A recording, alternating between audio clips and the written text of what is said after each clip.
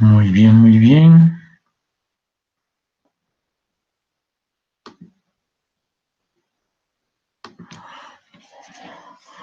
Bueno, hoy vamos a hablar de los linfomas no Hodgkin. Primero esta diapositiva, ¿me están escuchando? Sí, doctor.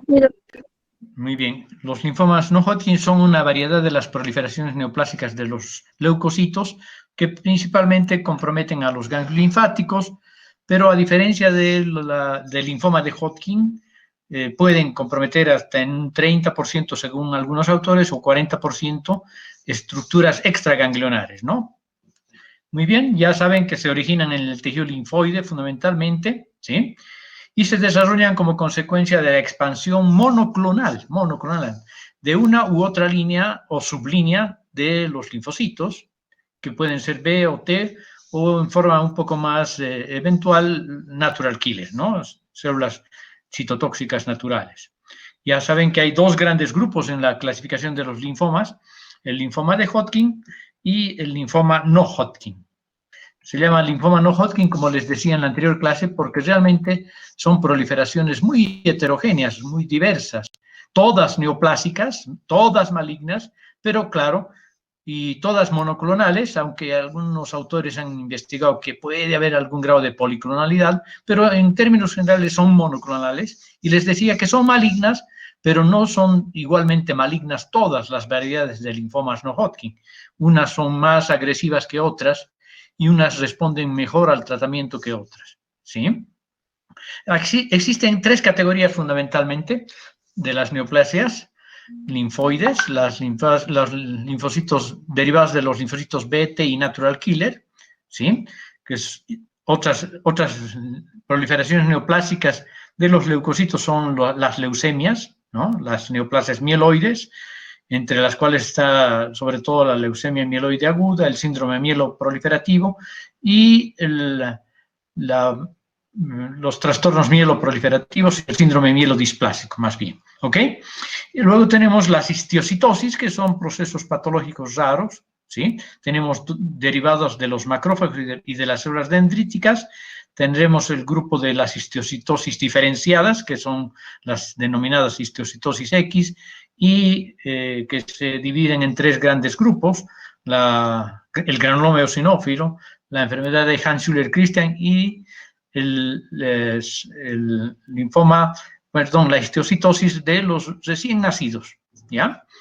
Hans-Schüller-Christian y Letterer-Siebe se llama la tercera histiocitosis. Luego tenemos entre las neoplasias linfoides una primera clasificación, ¿no? Linfomas derivados de los precursores de los linfocitos, de las células derivadas de los linfocitos, o sea, células maduras, y de los histiocitos, que son los linfomas histiocíticos verdaderos. ¿Ya? Los linfomas histiocíticos verdaderos, que antes del advenimiento de la inmunohistoquímica eran uno de los linfomas más frecuentes, pero ahora sabemos que constituyen menos del 1% realmente de todos los linfomas. ¿Me están escuchando? Sí, doctor.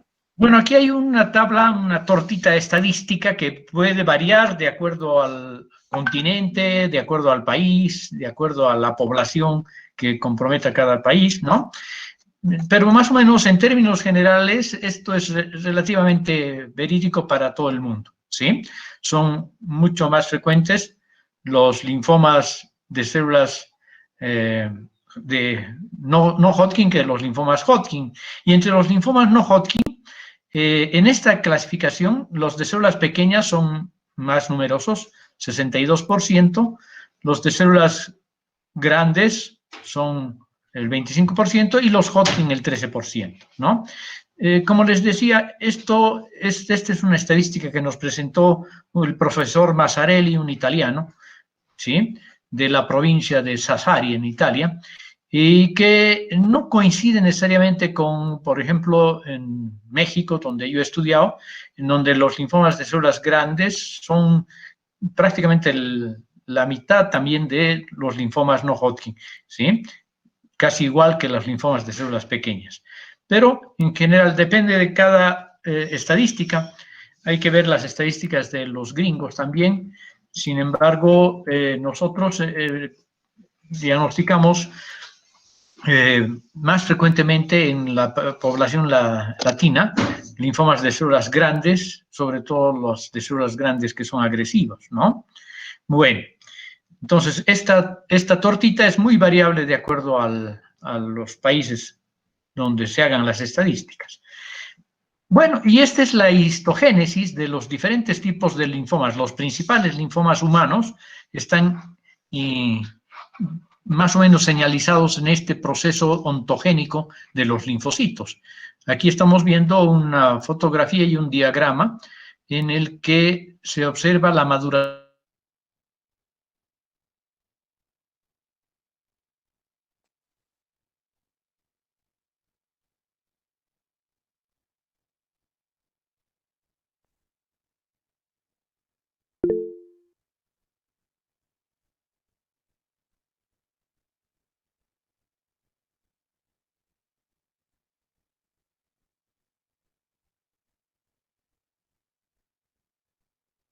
Doctor,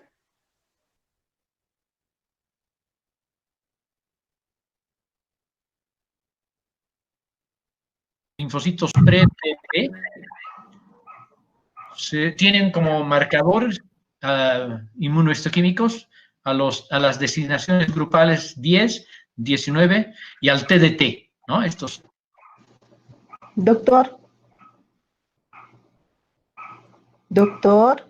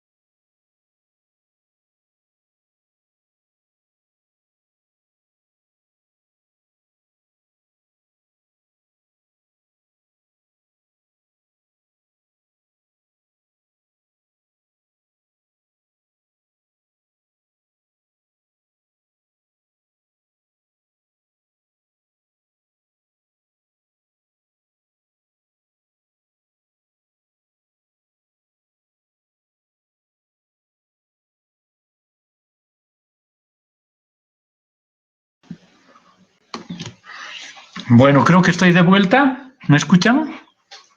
Sí, doctor. Ya voy a volver a presentar entonces.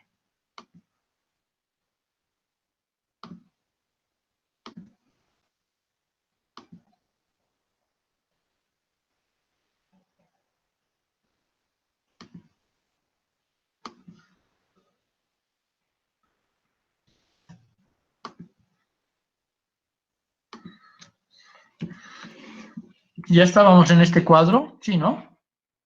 En el cuadro de las células, doctor, la que le sigue. ¿En este? Sí, estaba empezando esa. Ahí ya, perfecto. Bueno, aquí tienen entonces un diagrama, un esquema de la maduración de los linfocitos B, ¿sí?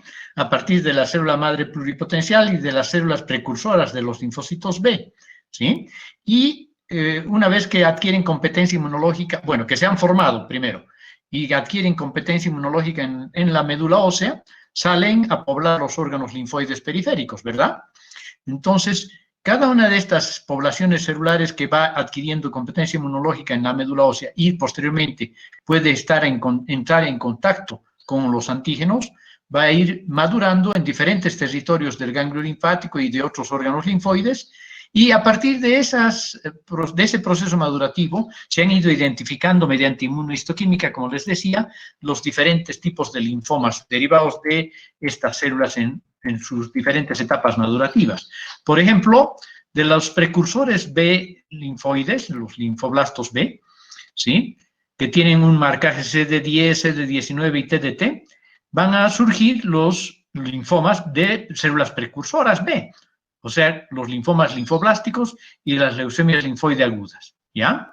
De las células vírgenes, pero inmunocompetentes pero vírgenes, es decir, que no han entrado en contacto con el antígeno, pueden derivar estos B inmunoblastos, que no han entrado al centro germinal característico, ¿no?, sino que como vírgenes directamente se han transformado en células B inmunoblastos y células plasmocitoides inmunoblastos, ¿ya? Estos están en la paracorteza y estos en la médula de los ganglios linfáticos o en los componentes equivalentes del territorio B de la IT de los ganglios y de otros órganos linfoides, ¿ya? Entonces, a partir de estas células B inmunoblastos que surgen de las células vírgenes, se pueden formar esta variedad de linfoma. Los linfomas de células B grandes, difusos, ¿ya? Linfomas de células B grandes, difusos. Y a partir de las células linfoplasmocitoides inmunoblásticas se pueden formar justamente el linfoma linfoplasmocítico, ¿ya?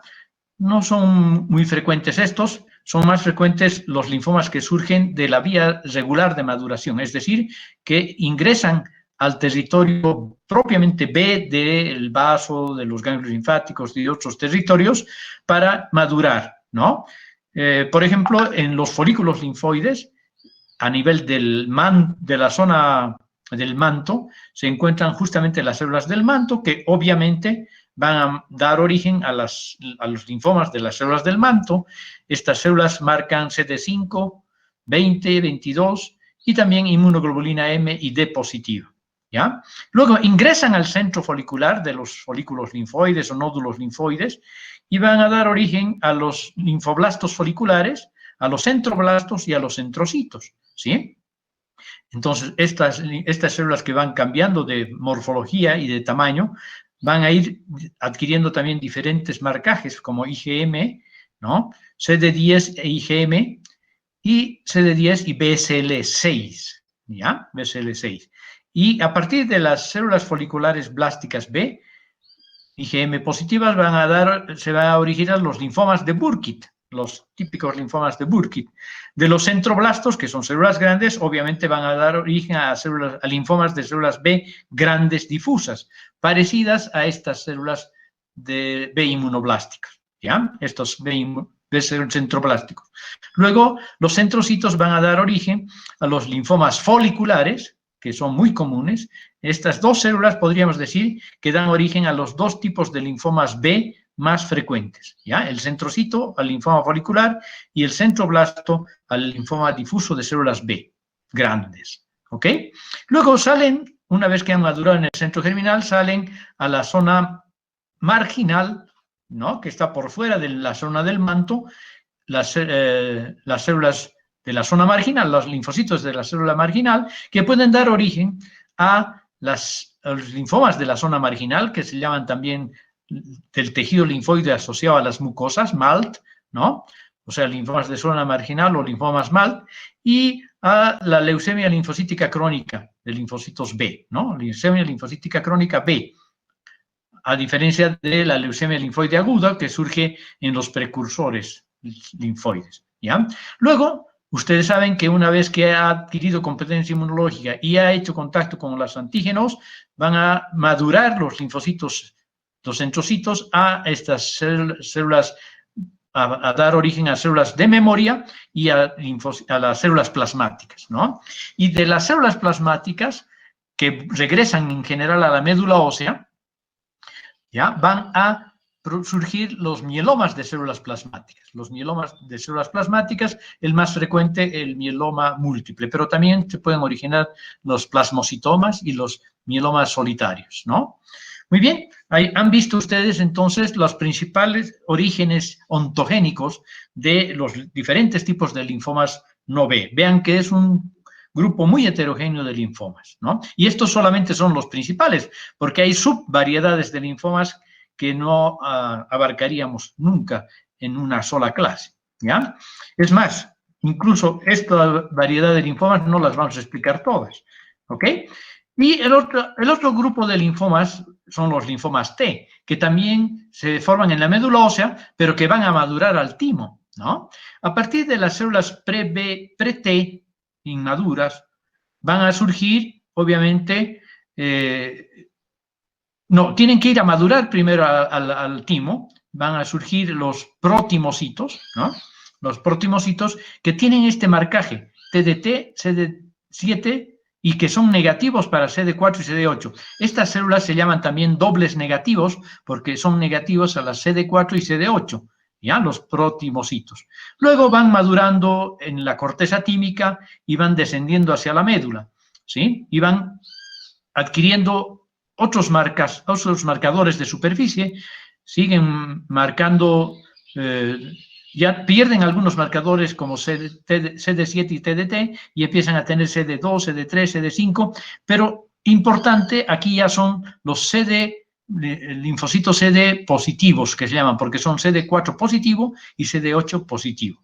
Luego se dividen en los CD4 y en los linfocitos CD8, los CD4 que son, ya saben ustedes, los cooperadores, y los CD8, los citotóxicos y linfomoduladores, ¿ya? A partir de estas células químicas inmaduras surgen los linfocitos precursores de células T, o sea, el linfoma de células T, linfoblástico, o la leucemia linfoblástica aguda, ¿ya? Bueno, y una vez que salen del timo, van a poblar los órganos linfoides periféricos, como los ganglios linfáticos, el vaso, la sangre, la médula ósea y otros órganos linfoides periféricos. Y de estos linfocitos maduros, posttímicos, van a originarse la mayoría de los linfomas, de células T periféricos, ¿ya? Linfomas de células T periféricos, que son un buen grupo de linfomas de linfocitos T, pero que, como hemos visto y vamos a volver a repetir, son mucho menos frecuentes que los linfomas B, de células B. Aquí tenemos algo en relación con los linfomas en relación a sus marcajes, ¿ya? Los linfomas de células del manto, que hemos dicho que derivan de los linfocitos de las células del manto, van a ser CD20, que es el marcador universal para los linfocitos B, CD5 positivo, inmunoglobulina D positivo y ciclina D1 positivo. Este es importante, ¿ya? Este es uno de los diagnósticos, de la presencia de mi marcador que define este diagnóstico, que puede ayudarnos mucho en el diagnóstico de esta variedad de linfoma, que se puede confundir histológicamente con los otros linfomas, ¿ya? El linfoma folicular también es como el anterior, CD20 positivo, que es hemos dicho, el marcador universal para los linfocitos B, junto con CD19 y CD21. Los linfomas folliculares son, y esto es importante, CD10 positivos, BCL6 positivos y BCL2 positivo. ¿Ya? Esto es importante, es un marcador que está separadito del resto porque es importante en cuanto al diagnóstico, para facilitarnos el diagnóstico.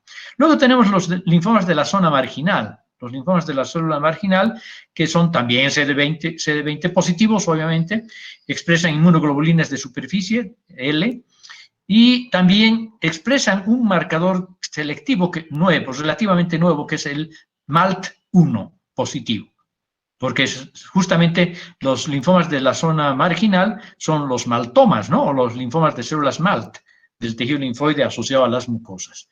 Y luego, claro, las células plasmáticas que van a marcar inmunoglobulinas y pueden ser monoclonales, expresando cadenas kappa o cadenas ligeras kappa o lambda, ¿ya?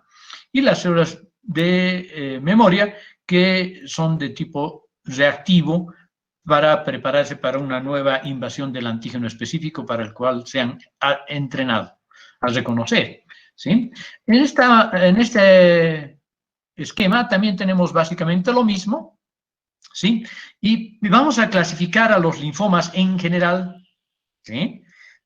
Como de curso clínico indolente, de curso clínico agresivo, ¿ya? A los linfomas no Hodgkin y obviamente al linfoma de Hodgkin, que como hemos visto en la anterior clase, la mayor parte son de bajo grado, o sea, tiene un curso que puede ser relativamente rápido en su clínica, pero que tiene un adecuado tratamiento, que con un adecuado tratamiento tiene un buen pronóstico, ¿ya? Algunos excelentes pronósticos. Entre los linfomas denominados de bajo grado o de curso indolente, tenemos todos estos, ¿ya? Son malignos y en su historia natural progresan en general lentamente, ¿ya? Los linfomas del suelo del manto, los linfomas foliculares, los linfomas de la zona marginal, el linfoma plasmocítico, el plasmablástico y el linfoma de Burkitt. Bueno, el linfoma de Burkitt y el plasmablástico son también agresivos. Son agresivos, corresponden a los linfomas agresivos junto con los linfomas difusos de células B, ¿no? De células B. ¿Ok? Muy bien. La mayoría pueden ser entonces derivados de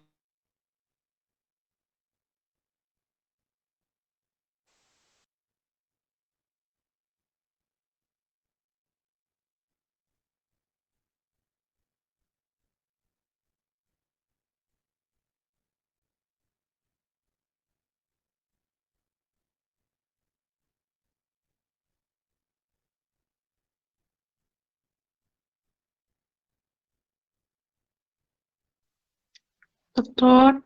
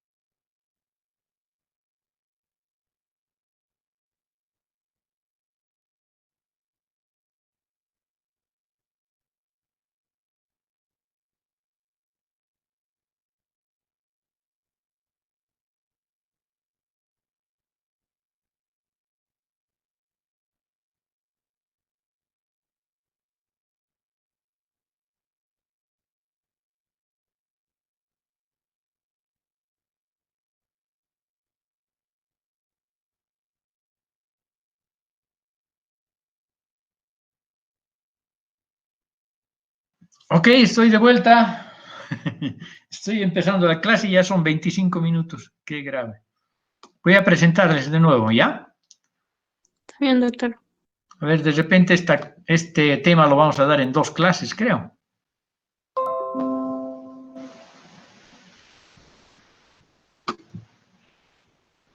¿Aló, aló? ¿Siguen conmigo? Sí, doctor. Ya. Creí que apreté la tecla equivocada. Voy a compartir de nuevo, ¿no?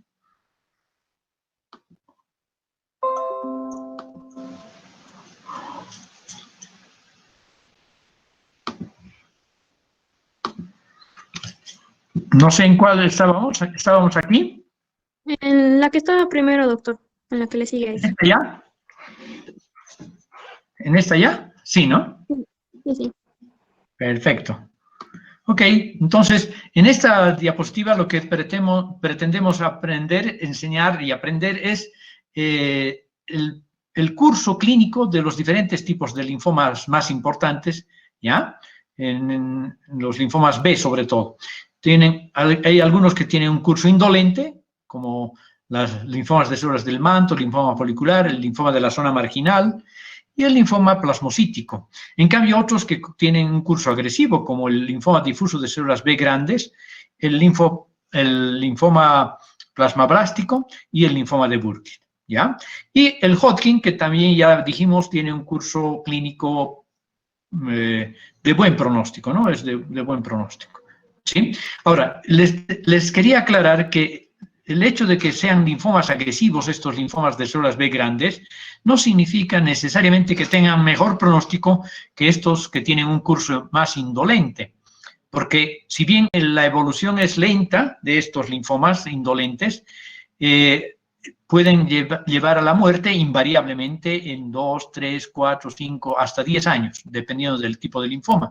Mientras que un 40%, algunos dicen 30%, otros más optimistas dicen un 40% de los linfomas de células B grandes pueden curarse con la quimioterapia actual, ¿ya? Lo mismo, el linfoma de Burkitt es agresivo, pero responde muy bien al tratamiento en general, ¿ya?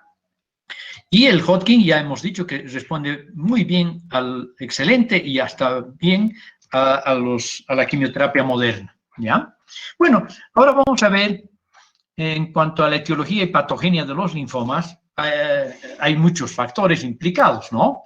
No hay una etiología conocida como tal, porque también debe responder, como muchas neoplasias, a factores de riesgo más que a un agente etiológico en particular.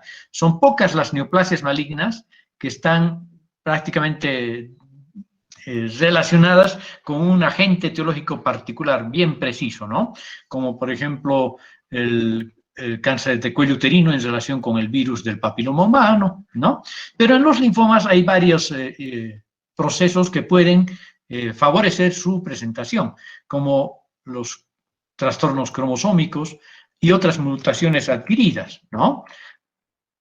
A partir de los protoncogenes para convertirlos en oncogenes, ¿ya? Y estos oncogenes resultan de la expresión inadecuada de proteínas anormales, de la síntesis de oncoproteínas por la fusión de genes y más frecuentemente por mutaciones de procrecimiento, ¿sí? Mutación de la tirosina sinasa y translocación de MYC, el gen MYC, mutaciones de prosobrevida, ¿no? Translocación del BCL2, antiapoptósica, y mutaciones de factores de transcripción autorrenovación. En este caso están las translocaciones de diferentes genes, genes de fusión PML, que es raro, y el gen de MML, ¿ya? También hay factores genéticos que favorecen la inestabilidad genética y, por lo tanto, la formación de linfomas, como el síndrome de Bloom, la anemia de Fanconi, la ataxia telangiectasia, son también procesos raros que, sin embargo, favorecen, tienen alta posibilidad de transformación maligna hacia linfoma, sobre todo. Los virus y agentes ambientales están implicados en la génesis de linfomas, como el virus del linfoma T humano, ¿no? De tipo 1, el virus de Epstein-Barr, van a ver ustedes en varios de los linfomas los vamos a ir mencionando, el virus del herpes de tipo 8, ¿sí? Y en el caso de los linfomas MALT, por ejemplo, el Helicobacter pylori, ¿no? Y seguramente se van a ir descubriendo más cada vez. Y la iatrogenia y el tabaquismo también influyen. Miren, el tabaquismo no solo favorece el desarrollo del cáncer pulmonar y del cáncer de vejiga y otros cánceres de mama, etcétera, sino también puede estar implicado en la presencia de linfomas, ¿ya? Y síndromes, y leucemias, y síndromes mieloproliferativos, etcétera, ¿ya? Y en cuanto a la iatrogenia, pues la terapia radiante como tratamiento puede también favorecer la presencia de linfomas, así como la quimioterapia, ¿sí? O sea que por un lado curan, pero por otro lado pueden favorecer el desarrollo de linfomas, ¿no? La clasificación de los linfomas. Vamos a utilizar la fórmula de trabajo de uso clínico de la OMS, ¿no? Que implica características tanto clínicas como morfológicas, ¿no? Como fenotípicas, inmunofenotípicas y genotípicas, ¿ya?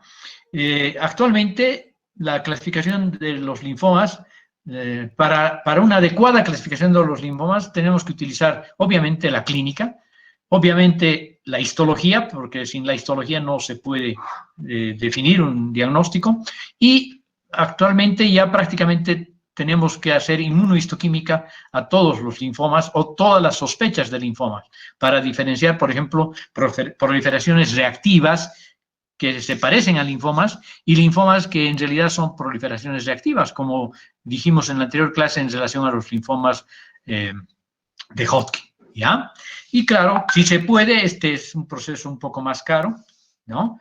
El FISH, por ejemplo, que identifica la alteración genética y no la formación de proteínas por esas alteraciones genéticas, como lo hace la inmunohistoquímica, ¿ya? Bueno, y en base a esa clasificación tenemos 4 grandes grupos de linfomas, 2 linfomas B y 2 linfomas T, incluyendo el linfoma de células asesinas naturales. Tenemos el linfoma B de células inmaduras, ¿no? El grupo de linfomas de células B maduras. Luego tenemos el linfoma T inmaduro, o sea, de linfocitos, de precursores de los linfocitos T, y los linfomas de células T y natural killer maduras. ¿Ok? Entonces, estos son los 4 grandes grupos de linfomas. ¿Ya? Ya no estamos hablando de leucemias, aunque en algunos linfomas prácticamente son también leucemias. ¿Ok? Bueno, ¿cuáles son las características generales que tenemos que tomar en cuenta en relación a los linfomas no Hodgkin? ¿Sí? Ya dijimos algo de la monoclonalidad. ¿Sí? Se trata de una sola camada de células transformada. ¿Sí? En relación a su origen, más del 80%, 80-85%, algunos autores hablan de más incluso, son de células B, derivan de las células B. Por lo tanto, los linfomas B son más frecuentes que los linfomas T, ¿ya? Aquí incluimos a los de células inmaduras y a los de células maduras. Los linfomas T son menos frecuentes, los de células NK son muy raros, y los de linfomas histiocíticos verdaderos son excepcionales, ¿ya? Y entre los linfomas, ya en cuanto a estos son los grupos de linfomas, pero en cuanto a, o de proliferación linfoides, pero en cuanto a linfomas específicos, no tan específicos, pero a subgrupos mayoritarios, vamos a decir que los linfomas difusos de células B grandes, como les decía, varían las estadísticas, ¿no? Miren, en la torta del doctor Massarelli, hablaba más de linfomas de células pequeñas, pero aquí entre el 30 y 40% a nivel mundial son de células B grandes, ¿sí? Que son los más comunes, seguidos de los linfomas de células B foliculares. ¿Ven? Entre estos dos grupos de linfomas ya constituyen entre el 60 y 65% de los casos. ¿Sí? Todos los demás tipos de linfoma tienen una frecuencia menor a 10%, como linfomas en particular, ¿verdad? Muy bien. Otra característica general es que los linfomas cuentan o cursan con una disfunción inmunológica, ¿ya? Hay una proliferación exagerada de linfocitos, pero que no son competentes inmunológicamente, no tienen funcionalmente una adecuada función, ¿ya?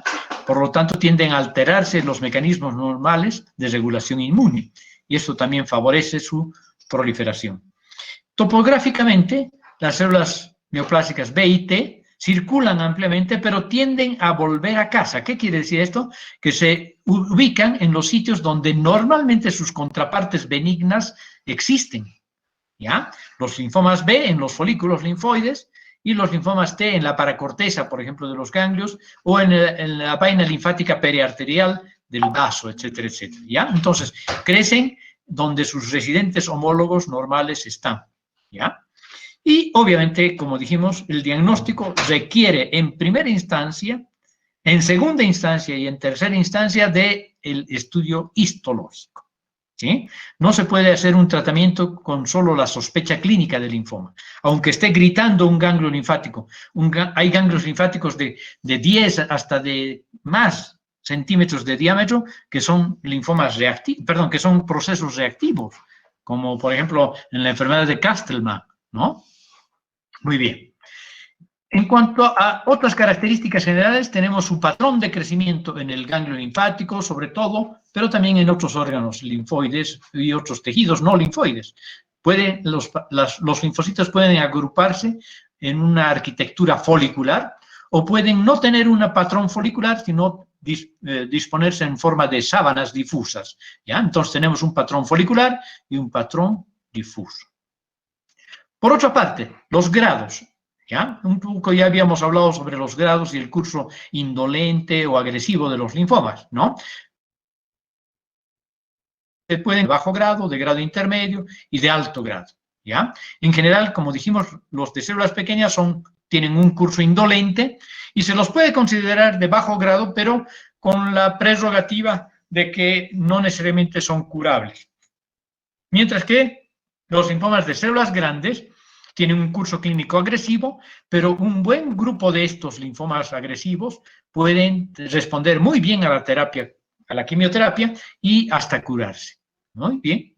Y en relación a los linfomas no Hodgkin, a diferencia de Hodgkin, un 30% de los linfomas no Hodgkin pueden ser primariamente extraganglionares, ¿ya? O sea, surgir en el estómago, en el intestino, en el tiroides, en el cerebro, en lo que sea, pero extraganglionares, ¿ya?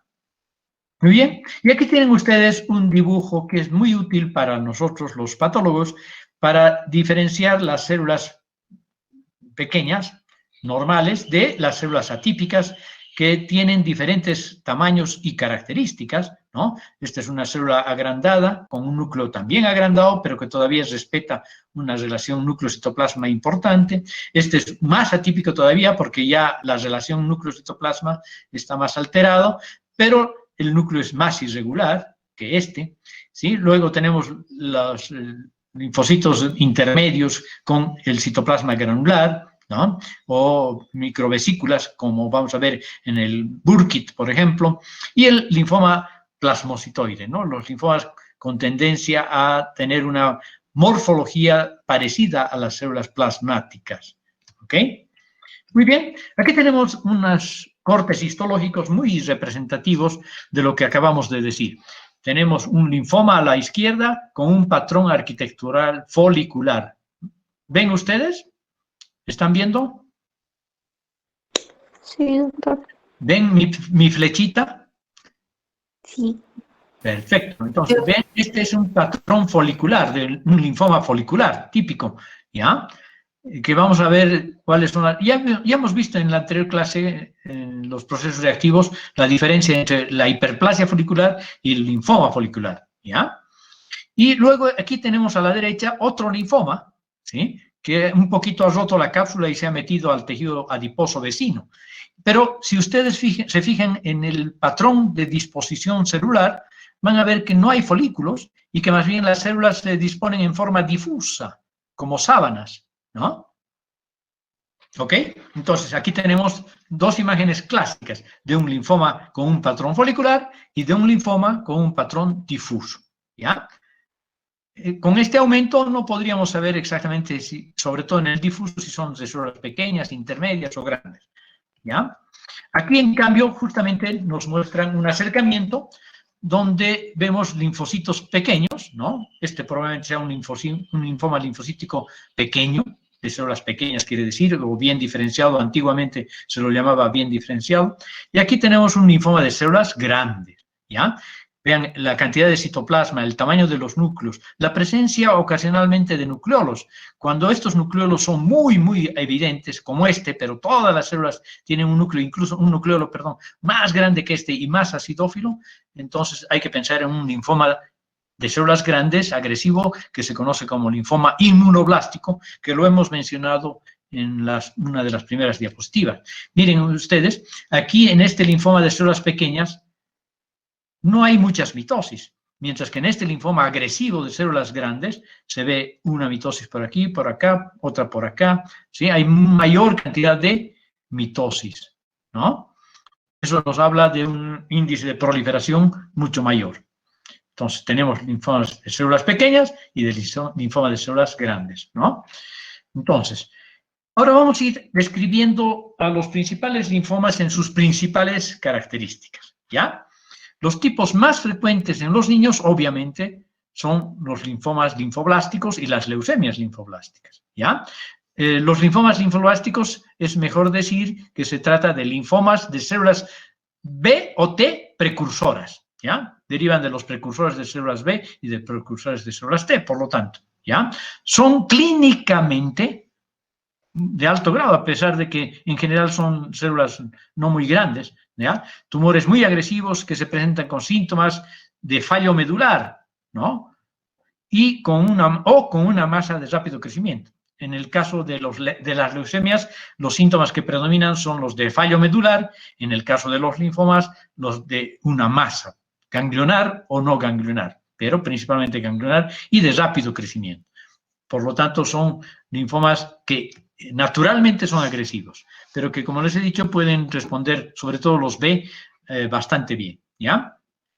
Tienen un inicio abrupto y tempestuoso de la enfermedad, cursan con fatiga, que es secundaria, obviamente, a la anemia que producen por ocupación de espacio, ¿sí? Estos linfomas que ocupan la médula ósea, porque son linfomas y leucemias que se manifiestan sobre todo en la médula ósea, entonces producen una anemia leucocitoblástica o por ocupación de espacio, ¿no? Leucocitoclástica, ¿no?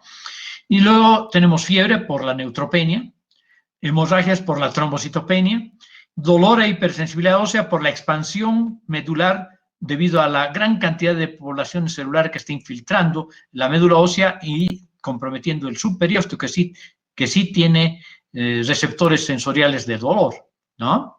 Luego tenemos, pueden presentarse como linfadenopatías generalizadas, esplenomegalia e hipertrofia testicular, porque justamente estos linfomas linfoblásticos derivados de células precursoras B o T comprometen los testículos, ¿ya? Y manifestaciones neurológicas, porque infiltran el cerebro y producen entonces cefalea, vómitos, parálisis nerviosa por diseminación meningia, etcétera, etcétera, ¿ya? Las células tumorales de este tipo tienen lesiones genéticas que bloquean la diferenciación de blastos inmaduros y que, por lo tanto, no pueden funcionar como células inmunológicamente competentes, ¿sí? Entonces, hay muchas células, pero son inmunológicamente incompetentes. Seguimos hablando de las neoplasias de los linfocitos precursores de células B y T, ¿ya? Entonces, hay dos grandes grupos, los linfomas y leucemias pre-B y los linfomas y leucemias pre-T, ¿ya? Derivados de los linfoblastos pre-B y de los linfoblastos pre-T. Los linfoblastos pre-B, los linfomas de precursores de células B, son más frecuentes en niños, afectan extensamente la médula ósea y la sangre periférica, por lo tanto, tienen rasgos leucémicos, ¿sí? Y son muy agresivos. Pero, miren ustedes, 95% pueden remitir por un adecuado tratamiento precoz, sobre todo, ¿ya? Los linfoblastos pre-T, por ejemplo, producen linfomas que son más frecuentes y leucemias también más frecuentes en adolescentes y se presentan más frecuentemente como una masa mediastínica, con compromiso del timo. También puede haber o no compromiso de la médula ósea, y tiene un comportamiento bastante más agresivo que los B, porque además de ser agresivo, responde mucho menos bien a la terapia, ¿ya? Y bueno, morfológicamente describimos que son linfocitos que tienen un citoplasma escaso, que contiene un material granular Pas positivo, ¿ya? Y tiene una cromatina relativamente condensada y no hay nucleoles evidentes. Y en cuanto a su inmunomarcación, va a depender de si son B o T, ¿ya? El marcador específico tanto para B como para T, por eso lo he puesto independientemente de B o T, es la dioxinucleotidil transferasa terminal, TDT, ¿ya? Ahora, si son pre-B, o sea, tienen marcadores PAN-B como C19, pueden tener hipodiploidía, hiperdiploidía que tiene pronóstico bueno, los que son hiperdiploides son de pronóstico mejor. Las translocaciones que están presentes son 12-21, que tiene buen pronóstico. La translocación 9-22, que es el cromosoma Filadelfia, que tiene mal pronóstico en este tipo de linfoma, ¿no? Y de leucemia. Y la translocación 11, menores de 2 años, que tiene mal pronóstico, ¿ya? Y luego, para los linfocitos T, que marcan CD1A como marcador específico, y otros marcadores T, como Notch1, que está presente en el 50-70% de los casos. Como verán, muchos de estos marcadores se van repitiendo, incluso para neoplasias no linfoides necesariamente. Aquí tenemos un extendido de sangre periférica comprometida por una leucemia linfoblástica aguda, ¿ya? De precursores de células B o T será, no sabemos, ¿no? Vean, aquí lo que caracteriza es un núcleo grande con escaso citoplasma, muy escaso citoplasma, y las vacuolitas estas que hay también, o gránulos que podemos encontrar, ¿no? Vean, comparen con un linfocito que probablemente sea normal a la derecha abajo, y estos que son de talla un poquito mayor y con una monotonía relativamente importante, ¿no? Muchas se parecen todas. Y claro, el recuento de estas células es importante porque pueden llegar hasta 40.000, 50.000, 60.000, 80.000 células por decilitro en sangre periférica. Entonces hablamos de una leucemia linfoblástica aguda, ¿ya? Bueno, ¿tienen tiempo o no nos prolongamos? ¿Me están escuchando? Sí, doctor. A las 6 hay teórica de cirugía, doctor. A las 6 hay cirugía teórica, ¿no? Entonces, voy a darles un marco teórico general para que en la próxima clase hagamos pocas cositas nomás, ¿ya? Hablaremos de la clasificación de los linfomas B y T periféricos y luego vamos a empezar, que es muy complejo, pero muy interesante, ¿ya? Que está modificado de su libro de Robbins. Así que si quieren, pueden estudiarlo previamente antes de venir a la próxima clase, ¿ya? Entonces, las neoplasias de células B periféricas más representativas, pero porque ya les he dicho que son muchas variedades de linfomas que hay, ¿no? Linfomas intravasculares, linfoma de los derrames pleurales, linfoma, hay variedad de linfomas. Pero estos son los más importantes y frecuentes. Y entre estos, los más importantes, ya hemos dicho que son el linfoma folicular y el linfoma difuso de células B grandes, ¿no? Muy bien. Entonces, tenemos las neoplasias de células B periféricas, ¿ya? Linfoma linfocítico de células pequeñas, que puede tener un curso leucémico también, ¿ya? Por eso es que están en el mismo grupo. La leucemia linfática crónica o linfocítica crónica, me gusta más ese término, leucemia linfocítica crónica, y el linfoma linfocítico de células pequeñas, ¿sí? Si hay un compromiso medular por estas células y sanguíneo, entonces mejor hablar de leucemia linfocítica crónica, pero si el compromiso es principalmente ganglionar, hablamos de un linfoma linfocítico de células pequeñas. Luego tenemos los linfomas del manto, ¿sí? Del manto que rodea a los folículos linfoides, en los diferentes órganos linfoides. Luego tenemos el linfoma folicular, que es el linfoma que surge de los linfocitos que entran a madurar en el centro germinal, ¿no? Linfomas del centro germinal. Luego tenemos los linfomas de Burkitt. Ya hemos visto su origen en la primera diapositiva. Luego tenemos linfoma difuso de células grandes, que también es de origen, la mayoría, no todos, son de origen centro germinal. ¿Sí? Luego tenemos linfoma de la zona marginal, que ya hemos dicho que son los maltomas, o linfomas en territorios del tejido linfoide asociado a las mucosas. Por lo tanto, estos de la zona marginal, aunque pueden surgir en los órganos linfoides, más frecuentemente van a surgir, obviamente, en el tracto gastrointestinal, ¿ya? Y también en otras áreas, donde hay tejido linfoide asociado a la mucosa, ¿ya? Luego tenemos una variedad de leucemia que no es tan infrecuente en algunos lugares, yo nunca he visto, no sé, tal vez porque se requiere una microscopia electrónica eventualmente, la tricoleucemia, o leucemia de células peludas se llama, ¿no? Leucemia de células peludas, tricoleucemia. Y por último tenemos entre los linfomas B periféricos el linfoma linfoplasmocitario, ¿ya? Entonces esos son los principales grupos de linfomas B periféricos. Y las neoplasias de células T periféricas son estas, son mucho menos frecuentes que las B periféricas, ¿no? Tenemos el linfoma T periférico sin otra denominación, ¿no? Así, tal cual, linfoma T periférico nada más. Luego tenemos el linfoma anaplásico de células grandes, el leucemia linfoma de células T del adulto, ¿sí?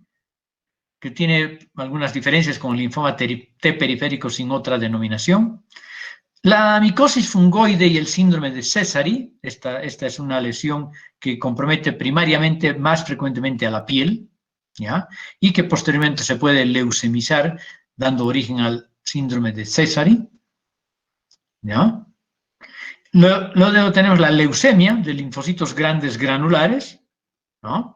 O leucemia NK. Y por último tenemos linfoma extragangliar de células T y células natural killer, ¿ya? Estos son células linfomas centrofaciales principalmente. Muchos de estos linfomas antes se llamaban granulomas letales de la línea media, porque realmente eran muy agresivos, o siguen siendo agresivos, pero ahora se llaman linfomas extraganglionares de células T NK, ¿ya? Muy bien, entonces vamos a quedar aquí y empezaríamos la próxima clase describiendo directamente los linfomas B y T periféricos, ¿ya?